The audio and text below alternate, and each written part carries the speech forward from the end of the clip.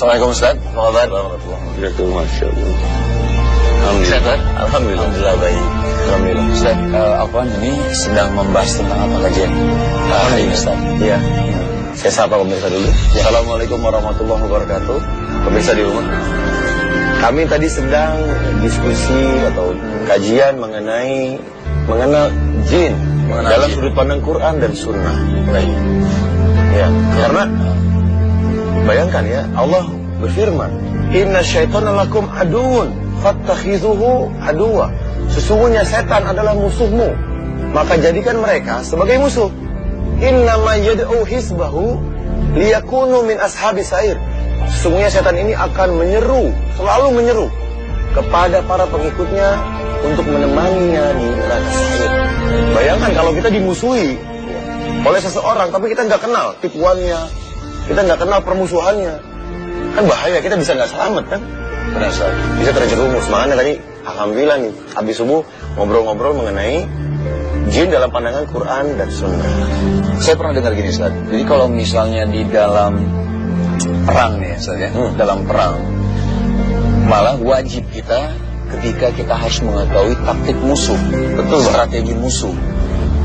Bagaimana sih kita mengenal taktik mereka ataupun strategi mereka, ataupun mungkin cara mereka, pintu-pintu mereka untuk masuk ke dalam kita gitu, untuk menyerang kita, untuk menghancurkan kita, itu bagaimana Ustaz? Iya, betul sekali. Kalau kita nggak kenal musuh kita bisa kalah. Ya, apalagi nih musuhnya nggak nampak. Kita perlu tahu ciri-cirinya kan. Nah, ini dikabarkan oleh Rasulullah SAW. Contoh salah satu pintunya. Ya. Al-ghadabu minasyaiton. Marah itu dari setan, pemirsa. Marah, coba cek. Dari pagi tadi udah berapa kali marah?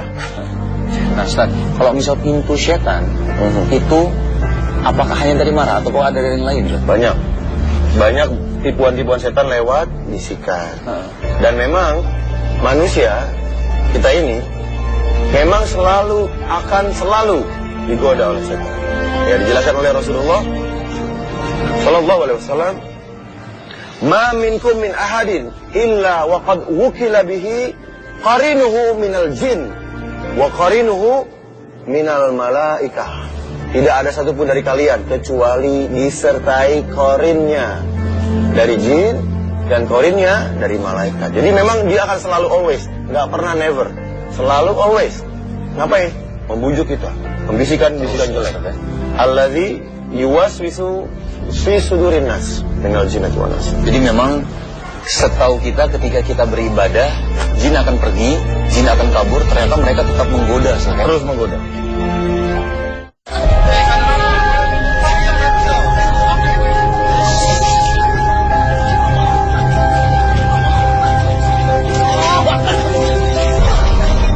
Assalamualaikum warahmatullahi wabarakatuh. Selamat malam pemirsa. Dalam episode ini Ustadz Adam Amrullah dan tim Ruqyah menyambangi kota Cimahi yang sejuk dan indah di Jawa Barat. Tidak disangka bahwa di kota yang dingin ini pelatihan Ruqyah mandiri dan Ruqyah massal bisa dilakukan selama 2 hari dengan banyak peserta. Dan hasilnya menakjubkan. Ada seorang anak yang terserang rasa malas luar biasa, bahkan sulit sekali untuk beribadah.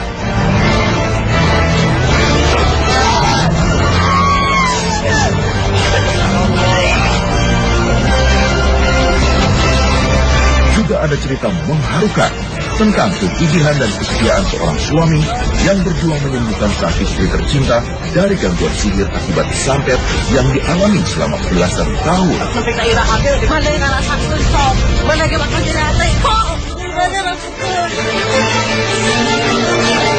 Dan ada juga seorang perempuan remaja yang terkena gangguan jin akibat bela diri pernapasan yang dilakukannya dulu.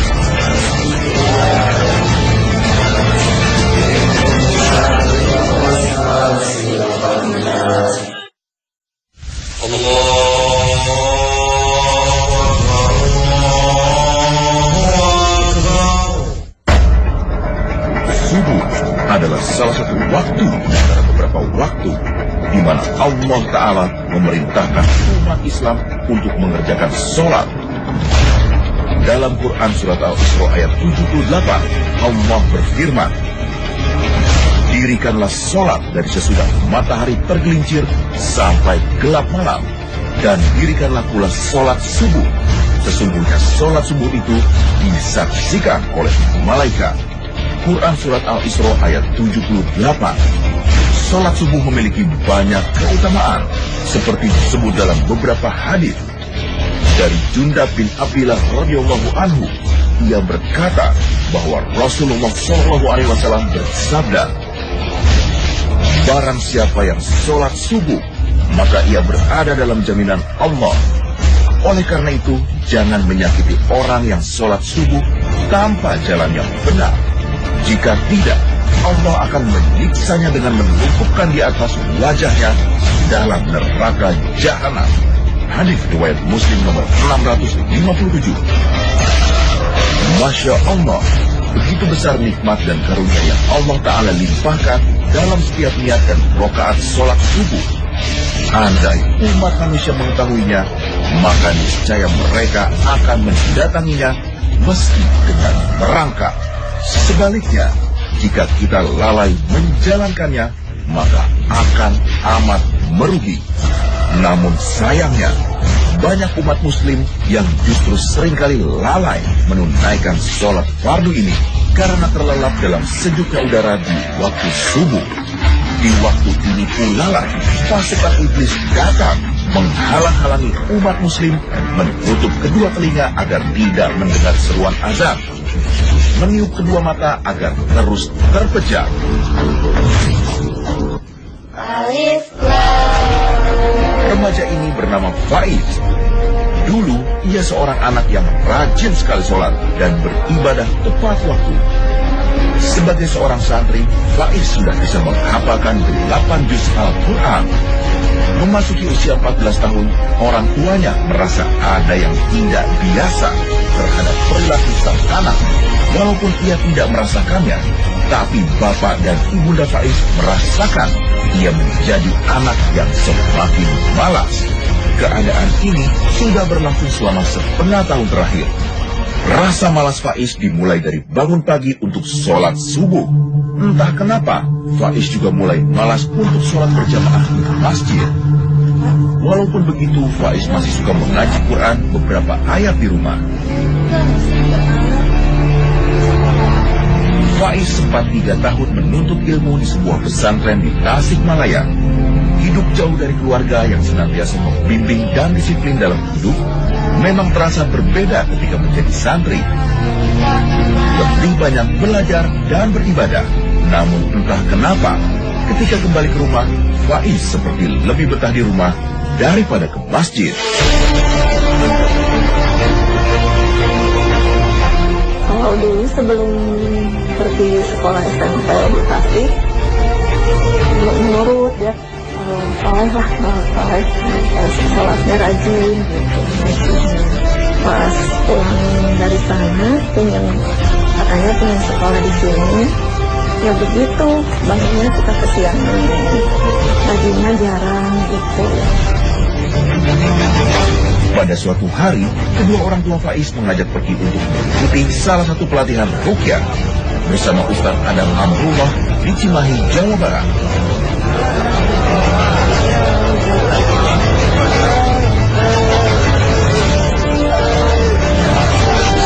Dalam proses ruqyah ini, entah kenapa ada sesuatu yang bereaksi dalam tubuh.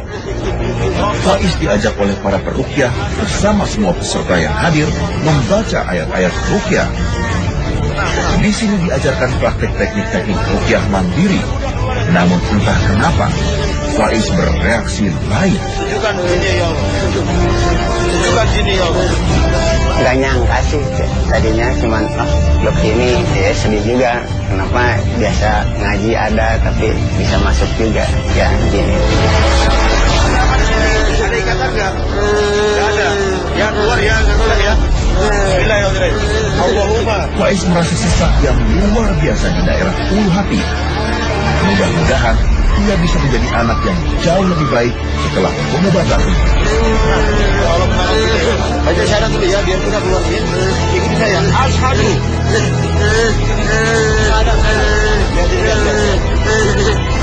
Allah beri hidayah. Beri hidayah ya Allah. Ya saya. Asyhadu an la ilaha illallah wa asyhadu anna Muhammadar Rasulullah. Kalau dirasain, baiklah mas. Kalau yang sadar itu cuma nggak bisa ngomong, cuma bisa lihat doang. Dari diagnosa Ustadz Adam, ulu hati kemungkinan menjadi tempat bersarangnya jin dalam tubuh Faiz. Bisa jadi karena ada sifat-sifat emosi yang masih menguasai diri Faiz. Emosi yang membuka pintu masuk bagi jin jahat sehingga senang berdiam di dalamnya. Rasulullah senantiasa mengingatkan kita, la tagdob walakal jannah, jangan marah, bagimu surga. Hadis riwayat Bukhari. Marah adalah bara yang dilemparkan setan ke dalam hati anak Adam sehingga ia mudah emosi.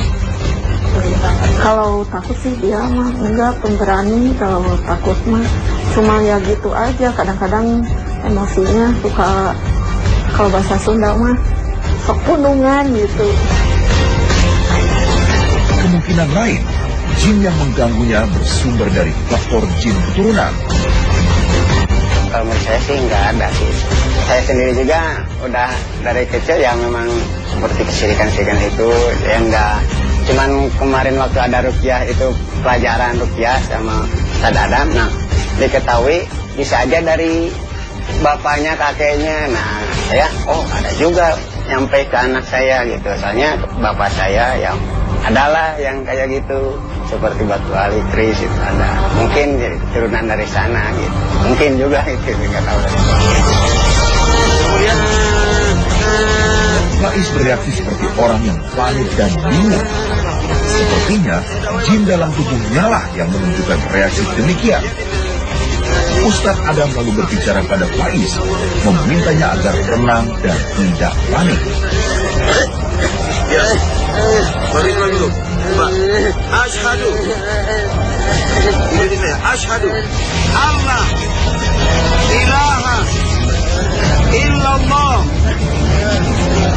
wa asyhadu anna Muhammadan Rasulullah. Ya, doa ya sini.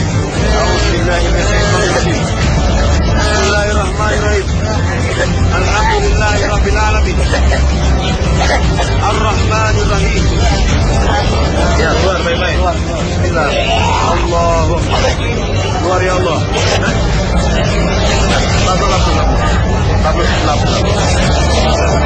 Ini siapa namanya? Faiz, ini Faiz asli. Bukan jinnya. Merasa ada yang lepas. Gimana dia? Masih di situ.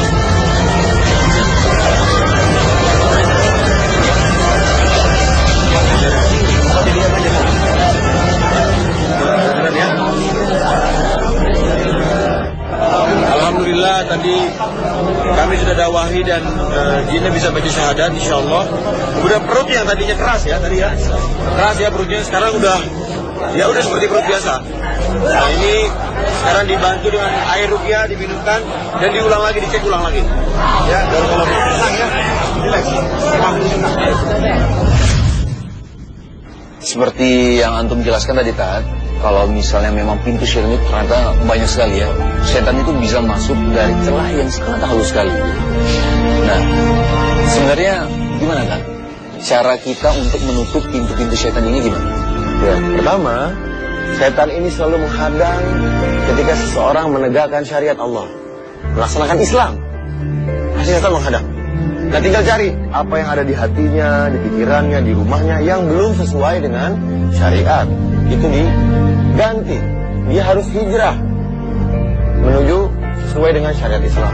Gak ada patung, ada apa, marah-marah. Ya kalau marah-marah, marahnya dibuang. Memaafkan orang-orang yang dia benci. Kalau ada takdir-takdir yang dia belum terima, ya terima. Ya kalau kurang harmonis, padahal Rasulullah menyium, memeluk istrinya, ya harus harmonis, dipeluk, dicium. Setelah kita udah bersihin ya, masih datang tuh mimpi-mimpi buruk, ketindihan, atau datang setannya dalam mimpi. Nah ini ditutup dengan istighfar, minta ampun sama Allah, membuang kesombongan, kemarah-marahnya, sedihnya buang, dan lakukan pembentengan seperti yang Rasulullah ajarkan.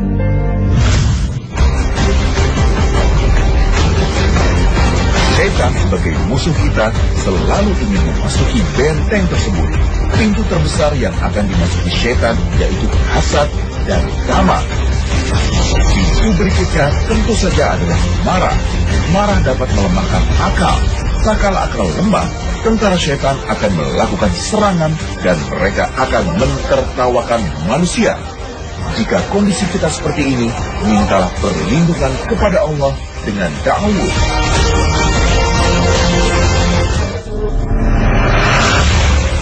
Maka dalam proses ruqyah, seluruh peserta diajak untuk bertobat. Tobat dari segala dendam, amarah, atau perasaan sedih yang berlebihan.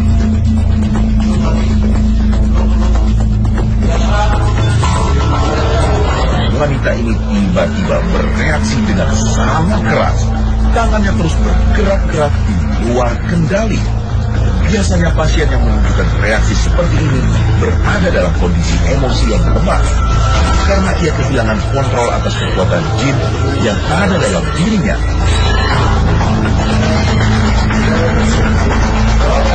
Ini rasain pertama sesak banget, terus kayak nggak bisa ngendaliin aja. Tiba-tiba gerak sendiri tangan, terus abis dari tangan ke kepala tiba-tiba geleng-geleng sendiri, kayak ada yang ngegerakin tapi kita nggak bisa ngendaliin gitu, kayak ada yang mengendalikan gitu, tapi kita masih sadar. Ini mulai rutin menjalani terapi ruqyah sejak ia merasakan ketidaknyamanan dalam hidup, amarah kerap kali mengusari. Berdasarkan pengakuannya, di masa lalu ia pernah mempelajari bela diri dengan melibatkan gerakan-gerakan pernafasan. Kalau saya pribadi yang pernah merasa gitu ya, merasa ini menyimpang, dulu pernah belajar bela diri tangan kosong. Isinya bukan hanya gerakan silat aja, bukan hanya ngukir prestasi di gerakan seni silat, tapi juga ada pernafasannya, ada teknik pernafasannya, olah nafas, olah energi, kayak mecahin dragon, kayak pikir. Itu kan keras banget, berlapis-lapis, tapi saya tahu itu kan menyerap energi dari alam, dari bumi, jadi nggak terpikir ada syiriknya. Ternyata itu juga termasuk. Iblis dan bala tentara setan amat pandai dalam memperdaya manusia. Ia menawarkan berbagai nikmat tanpa disadari, menjerumuskan manusia dengan suatu kesesatan. Orang yang tidak paham akan menyangka ia berada pada jalan yang benar. Padahal sesungguhnya ia sudah tenggelam dalam kesyirikan. Metode membungkus kesesatan dengan berbagai kebaikan adalah metode paling jitu dari setan.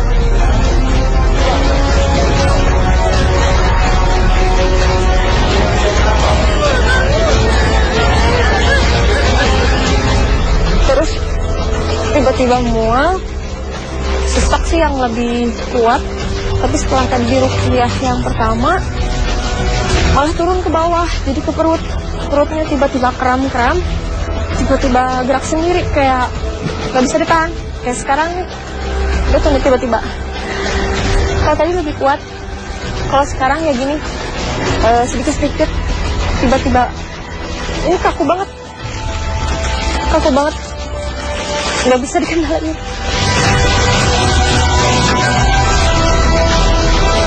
Reaksi pasien ketika diruqyah bermacam-macam, tidak selalu identik dengan kesurupan. Beberapa pasien mengeluarkan reaksi menangis kencang, muntah, atau kesakitan pada bagian-bagian tubuh tertentu, dan bisa juga gemetar dengan hebat. Dan reaksi yang dialami Vini berbeda. Ia menutup mulutnya rapat-rapat karena jin menolak keluar dari tubuhnya. Gak tahu, kan disuruh muntah. Tiap kali disuruh muntah, mulutnya tuh mingkem terus, gak mau ngebuka. Tiba-tiba tiba-tiba gini, kalau enggak tutup mulut aja, nggak mau ngomong, nggak mau ngeluarin, ya disuruh muntahin nggak mau dimuntahin.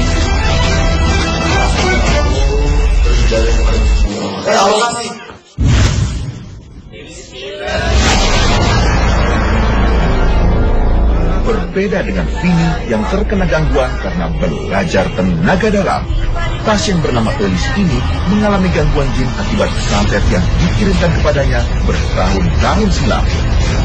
Sejak masih remaja, Elis tidak pernah bisa tidur dengan nyenyak. Tiap kali matanya mulai merasakan kantuk, dalam kondisi setengah sadar, ia merasa seperti ada yang mencekiknya dalam tidur. Ditambah lagi teror mimpi buruk yang menghantuinya setiap ia terlelap.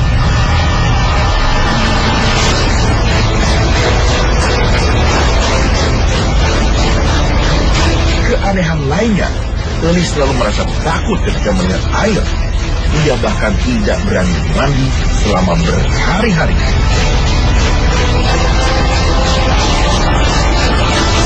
Kita kumpul teh masih sekolah, terus di damel. Setelah 2 tahun di damel teh, karaos kanu ieu teh nya teu tiasa mun dan ibak oge soream. Nya terus karaos mah teh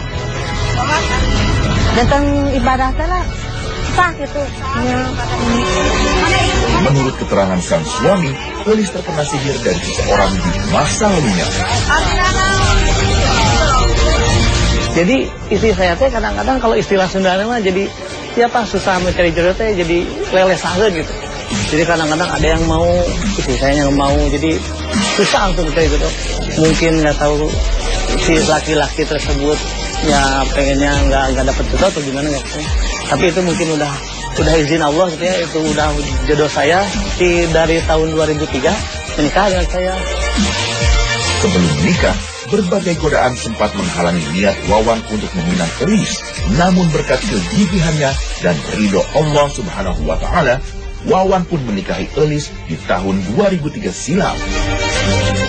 Terus 6 hari sebelum menikah, saya menemukan kalajengking, binatang kalajengking pernah di rumah mertua, ya di rumah istri saya dulu. Padahal mah di kampung saya, ya di daerah saya, udah sulit sekali binatang kalajengking ditemukan, yaitu satu hal yang aneh gitu ya. Terus dibawa ke orang pinter, katanya ya kiriman gitu. Namun setelah menikah, gangguan justru semakin parah. Elis kerap kali emosi, seringkali bertengkar dengan sang suami tanpa sebab, atau memarahi kedua buah hatinya dengan berlebihan. Setan zalim pun seringkali membisik Elis untuk mengakhiri hidupnya.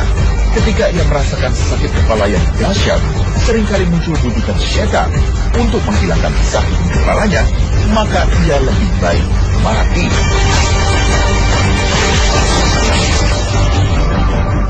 Terus yang akhir-akhir ini yang sering dialami itu yang paling mengerikan itu ya, suka bermimpi buruk.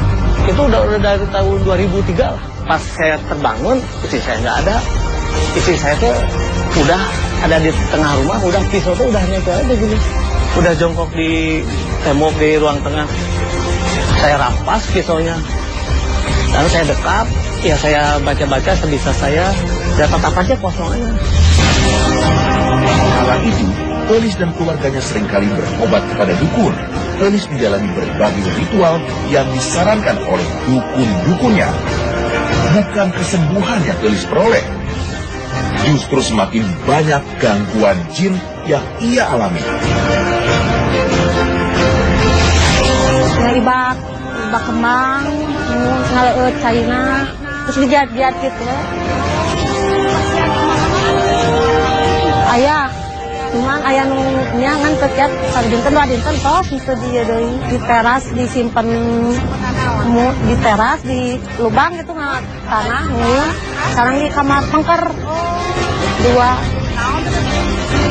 hari buka dah dia lebat nanti dah di boehan ditinggal mohon. Setelah mencari-cari informasi mengenai ruqyah, Wawan dan ayah Elis Ikil mengajaknya mengikuti ruqyah massal. Elis sadar dan ingin sembuh dari belenggu sihir yang menyiksanya bertahun-tahun. maka ia bertekad untuk menjalani proses ruqyah. Namun bukan tanpa godaan. Sesampainya di lokasi, Elis seorang merasakan getaran tatkala ayat-ayat Al-Quran berkumandang. Ada tenaga yang spontan menguasai tubuh Elis, serta membisikkan padanya untuk meninggalkan tempat tersebut.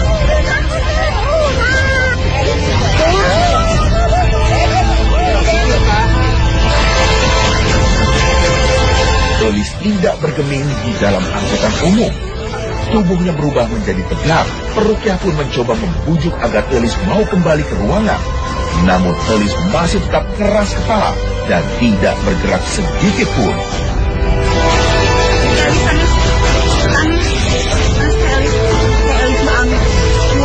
Anu hebat, anu berjuang, mau membebaskan diri kamar kami Sogrojo ini. Kata tanggapan juga. Ini masalah sekarangnya kamu rangkali. Ada Rumi. Kami teh Elis mah kieu, teh Elis mah sopan jalanina. Ieu masalah teh Elis. Nya kamu rangkali teh Neng. Sok, teh keng kieu. Emot umi kamar nyeres naon? Kang disuruh Yuk. ke dalam aja Kang, biar Yuk. nggak rame. Yuk. Yuk. Ya pertama memang jinnya tidak mau untuk dikeluarkan. Mereka sudah punya perasaan bahwa ini mereka harus mau dikeluarkan gitu. Menurut cerita suaminya sih tadi katanya sih dari rumah sudah mau gitu. Dipicunya hanya sepele. Suaminya mengatakan gini, istrinya si Teh Elisnya tuh pengen daftar dulu. Suaminya bilang nggak usah didaftar, kan udah sama teteh gitu. Nah, dari situ memang sengaja dicari-cari supaya untuk ada alasan untuk pulang lagi karena jinnya sudah tahu ini sudah gila-gila saya mau dikeluarkan seperti itu. Jadi tadi ini juga bisa lihat sendiri bagaimana kuatnya tangannya memegang kursi jok mobil itu. Setelah tangannya kita bisa lepas kakinya. Yang kuat itu memang bukan tenaga Teh Elis itu karena tenaga manusia perempuan loh Teh. 5 orang laki-laki sampai tidak tertahan itu kalau alami. Tenaga ya bukan tenaga Teh Elis ini. Tinggalin bapak aja rumah. Cuma bapak boleh sesuatu ke pekerja bapak.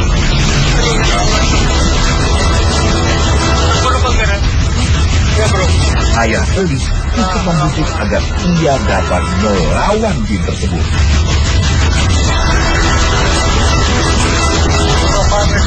Bapak kebiasaan.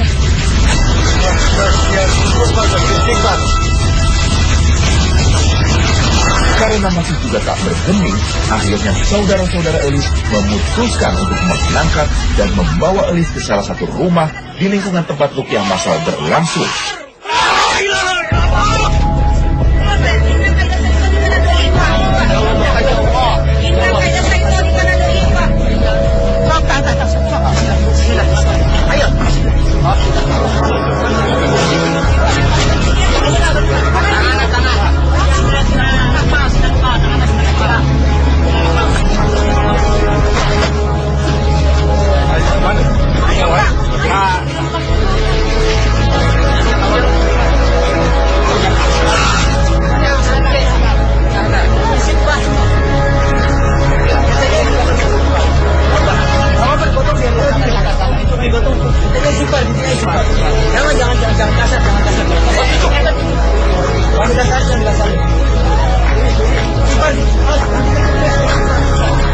Ya ayatuhan nafsul mutmainah irji'i ila rabbiki radiyatan mardiyah fadkhuli fi ibadi wadkhuli jannati. Ya ayatuhan nafsul mutmainah irji'i ila rabbiki radiyatan mardiyah Ya ayatuhan nafsul mutmainah irji'i ila rabbiki radiyatan mardiyah. Kita mau nolong teteh. Wadkhuli fi ibadi wadkhuli jannati.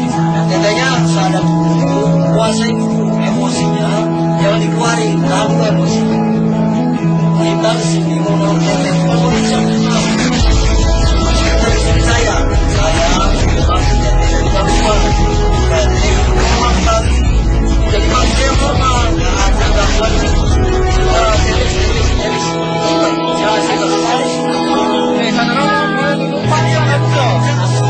Dalam ruqyah, bukan semata-mata mengandalkan kemampuan peruqyah saja, namun juga harus disertai dengan niat dan tekad yang kuat dari si pasien sendiri.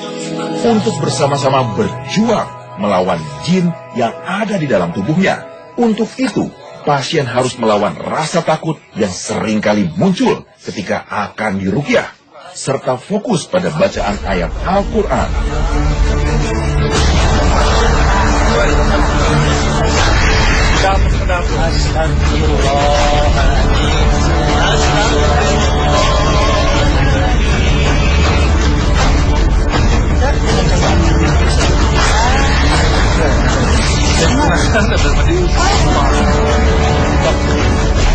Ada sebentar, ada. Kain pedang we. Kain pedang we. Ini amak-amakan we, kain pedang we. Teman.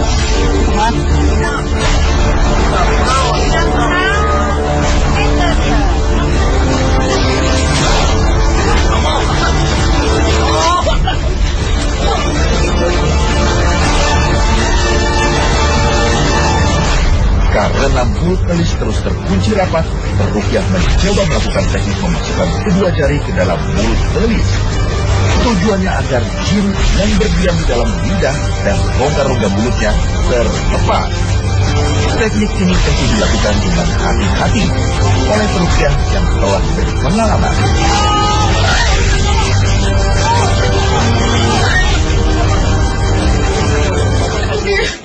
Itu tidak mau membuka mulutnya.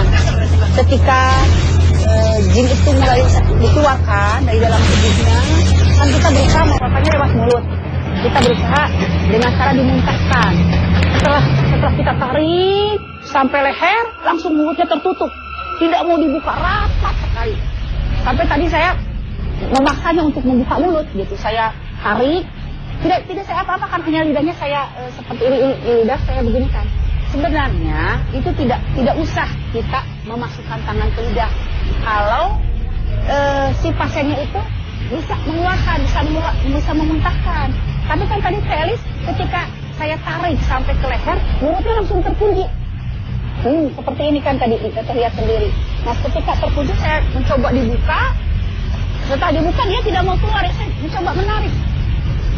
Ya saya juga minta bantuan Allah untuk memudahkan cara menariknya. Subhanallah, alhamdulillah tadi bisa tertarik.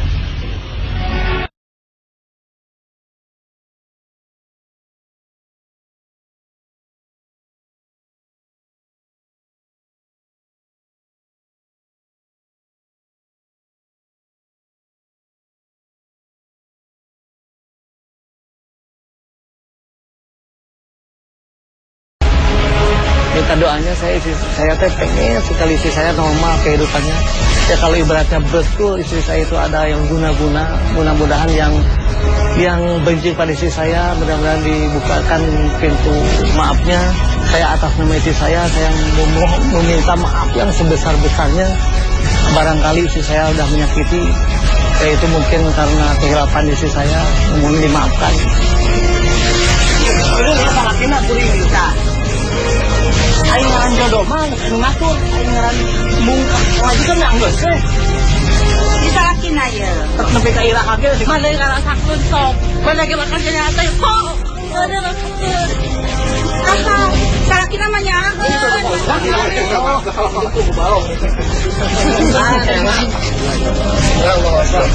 Kemana ya?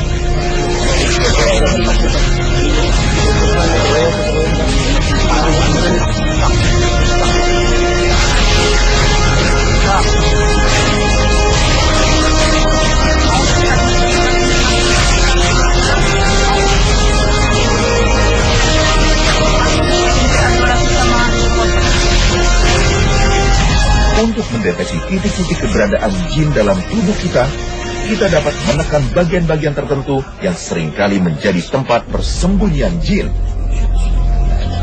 Karena bersifat hasad, jin dapat keluar masuk dalam tubuh kita sekehendak hati mereka dan bisa tinggal di mana saja dalam jaringan urat darah kita tanpa kita sadari keberadaannya. Rasulullah SAW bersabda, sesungguhnya setan menyusup dalam diri manusia melalui aliran darah.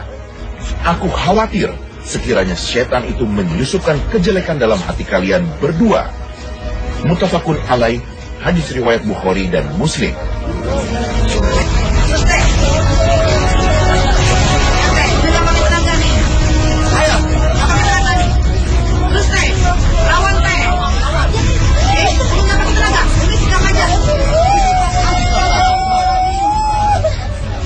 Elis merasakan sakit pada pangkal lengannya meski peruqyah hanya menekan-nekan ringan. Kemungkinan itulah salah satu titik persembunyian jin.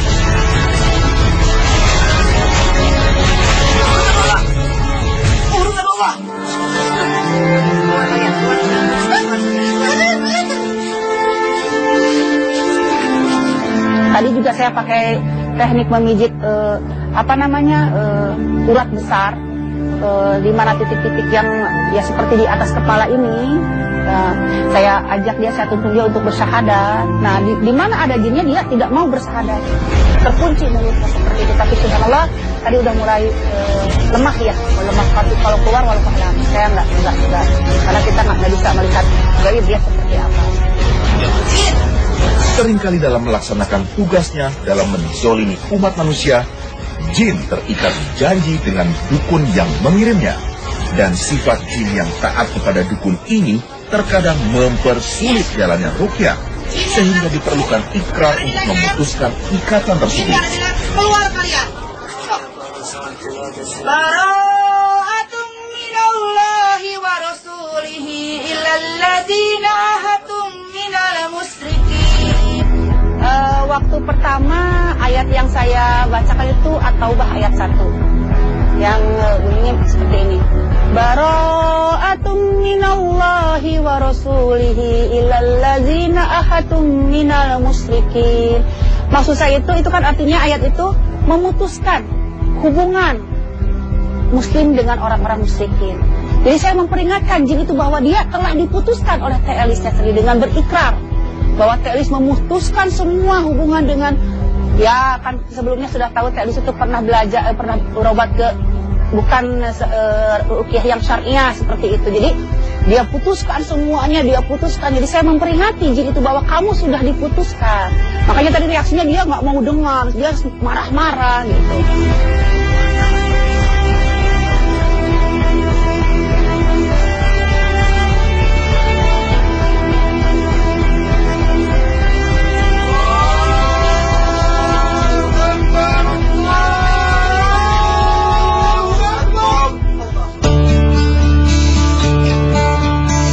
Alhamdulillah, pengobatan ruqyah yang dilakukan untuk Elis, Vini, dan Faiz mampu mengurangi keluhan yang mereka rasakan.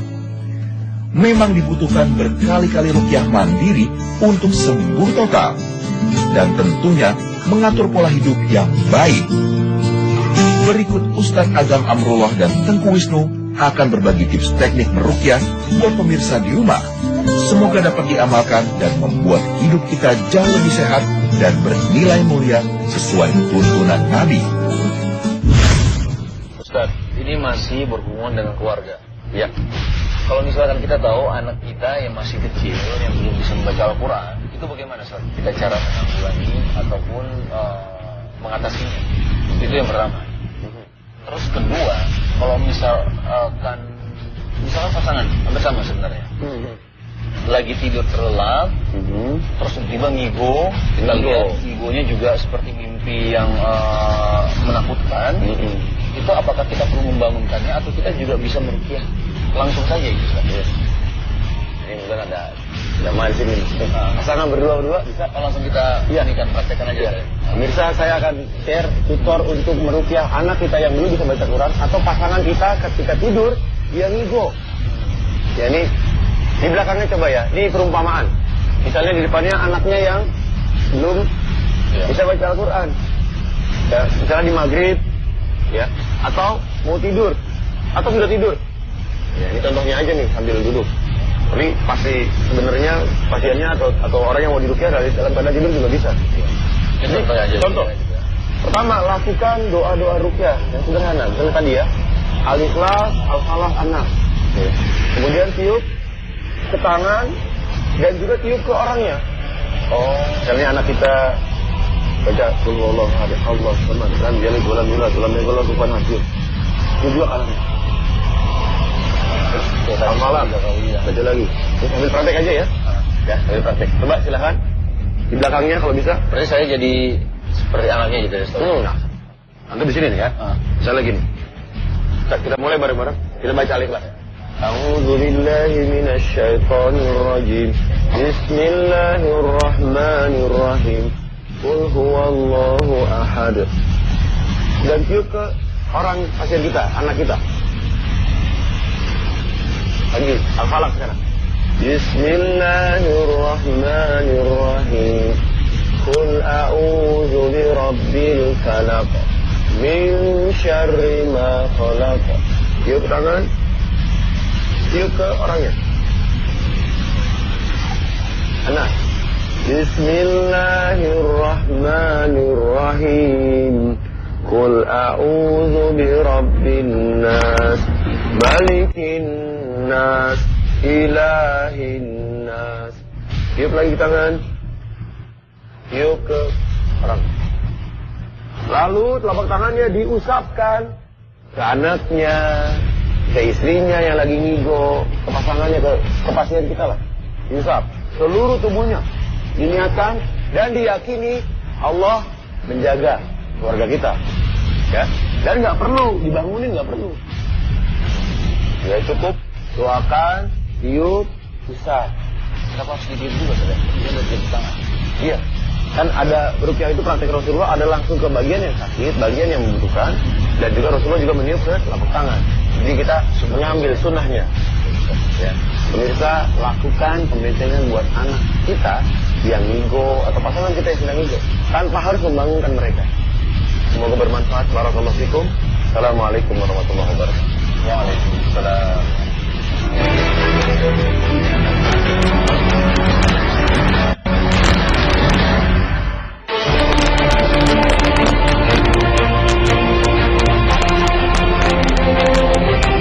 Pemirsa Trans 7, rukyah bukanlah metode pengobatan alternatif. Rukyah adalah metode pengobatan Rasulullah dalam menyebutkan penyakit-penyakit baik medis maupun non-medis. Rukyah syariah adalah rukyah yang sesuai dengan ajaran Islam dan tuntunan Rasulullah. Rukyah yang di dalamnya tidak mengandung sedikitpun unsur-unsur kesyirikan. Terima kasih atas perhatian Anda. Wabillahi taufiq wal hidayah. Wassalamualaikum warahmatullahi wabarakatuh.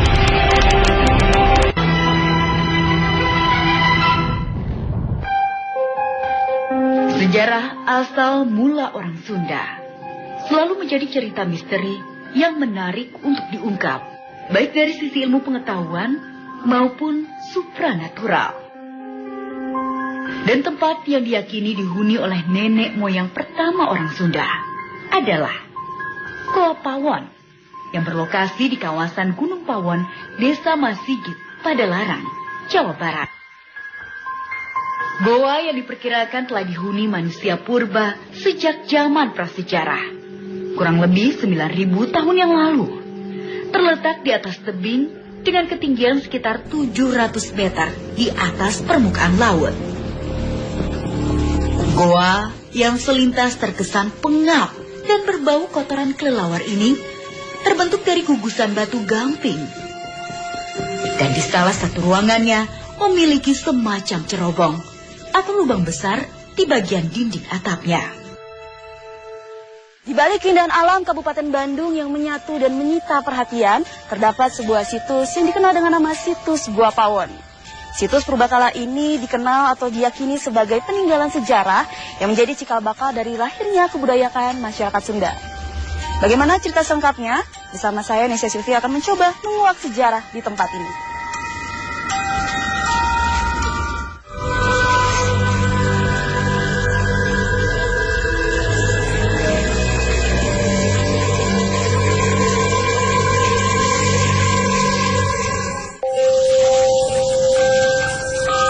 Dalam perkembangannya, goa yang kini dijadikan sebagai tempat wisata andalan di daerah Padalarang banyak dikunjungi oleh warga masyarakat yang sekedar ingin melihat peninggalan masa prasejarah, sekaligus menikmati keindahan alam, atau yang sengaja datang berziarah untuk mendoakan leluhur tanah Sunda.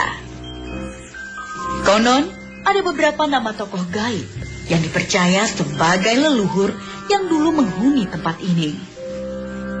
Ya, pernah saya bertemu gitu kan sama para leluhur di sini yang dipanggilnya Ibu Sepuh sama Rama Sepuh. Terus ada juga Eyang Tunggal, terus Eyang Mas Gumulung, terus ada juga Eyang Purbakawasa, Eyang Purbaasih, Eyang Purbawisesa. Untuk memperoleh informasi ilmiah seputar sejarah Gua Pawon, saya pun berjumpa Pak Lutfi yang akan menemani saya melakukan penelusuran lebih jauh di tempat ini. Baik, bagusnya kita langsung ke lokasi aja ya. Kita naik sini. Untuk mencapai gua utama, jalan mendaki dan cukup terjal. Saya lalui dengan hati-hati.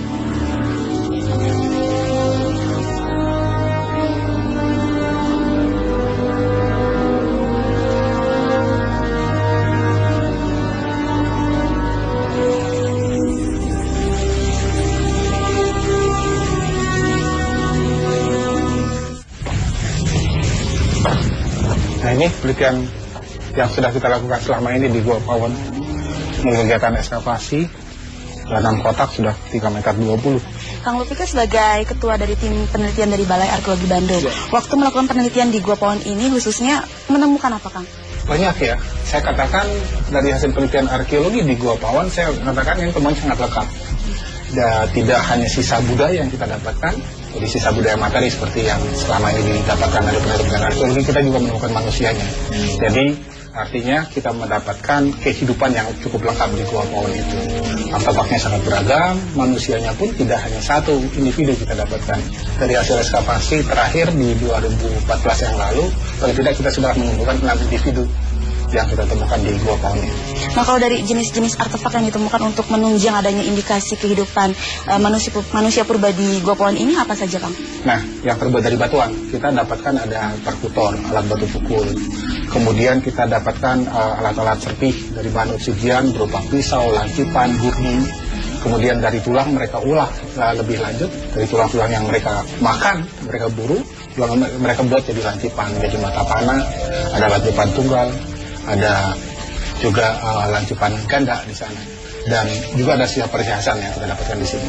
Kita tidak tahu siapa yang memakai perhiasan itu, tapi perhiasan yang kita dapatkan di Gua Pawon itu diantaranya ada yang terbuat dari gigi ikan, gigi hiu, satu seri deh di lubang bagian akarnya. Itu berupa kalung atau dibikin seperti apa? Nah, saya tidak menemukan pengikatnya, tapi besar kemungkinan diikat, disatukan.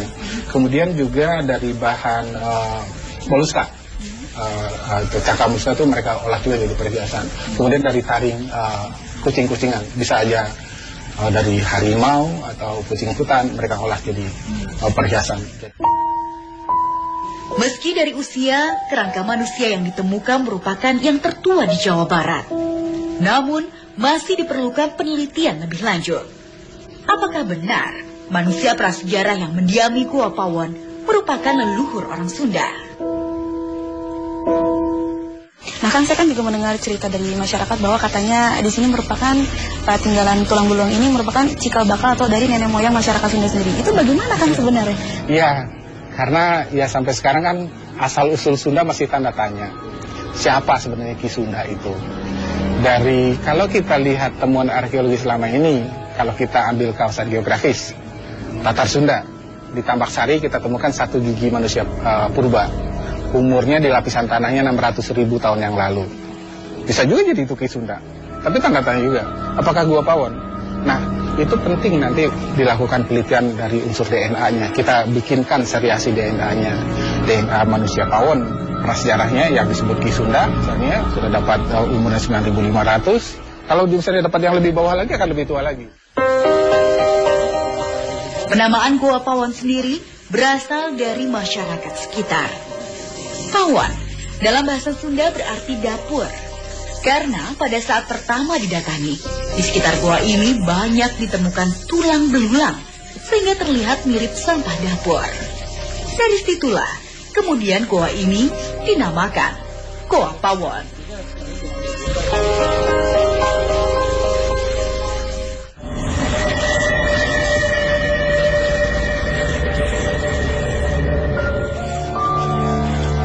Mendengar sejarah Gua Pawon yang begitu panjang, saya pun tertarik untuk menggali informasi masa lalu dengan ditemani Sofi, rekan indigo saya. Nah Sofi, sekarang kan kita sudah berada di dalam kawasan Gua Pawon sendiri. Nah Sofi, bisa sedikit flashback nggak mengenai kawasan Gua Pawon ini sendiri? Kalau di sini flashbacknya aku kayak masa lalu ya, ini di masa lalu, orang-orang masa lalu yang menggunakan bajunya itu kayak yang pakai daun alas daun gitu. Jadi ini udah mulai ada yang datang. Oh, tadi Sofi, aku ngeliat Sofi ke arah situ terus melihatnya ada sosok apa? Kenapa? Sosok kayak siluman kelelawar lagi. Siluman kelelawar. Oh, ada siluman juga di sini. Sebelah situ kan di situ. Terus aku melihat ada kera warna putih, tapi besar, tingginya besar sekitar 2 meter ada kali ya. Nah di situ ya aku tadi langsung kayak kita tuh kayak menarik dia gitu. Iya. Coba kita lihat sebelah sana, Sof. Nah, tapi sekarang kan kita agak lebih masuk ke dalam Gua Pawon ini ya. Sekarang yang Sofi lihat itu bagaimana kondisinya? Di sebelah situ, sebelah kiri itu aku lihat di situ ada kayak sosok ibu-ibu, rambutnya panjang, menggunakan selendang juga warna ungu selendangnya. Di situ juga lagi duduk, lagi ngeliatin kita. Nah kalau saya, Sofi bisa bantu nggak ikut coba mendeteksi aura di sini? Saya tertantang untuk merasakan aura penghuni gaib di salah satu sudut Gua Pawon.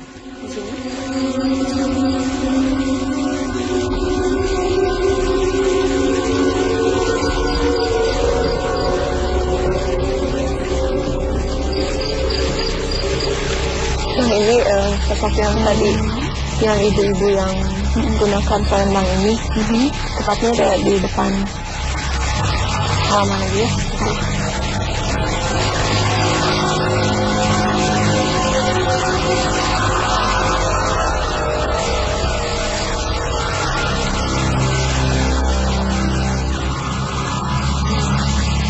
Kenalin ini. Ya agak panas sih, ya.